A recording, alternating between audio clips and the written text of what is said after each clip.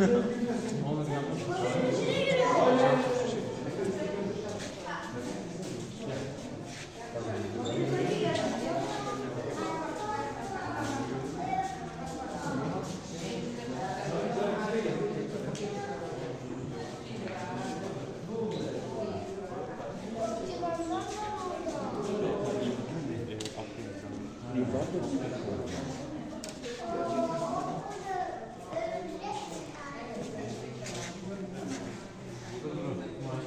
Babacım 6 yaşındaki dişi buldu.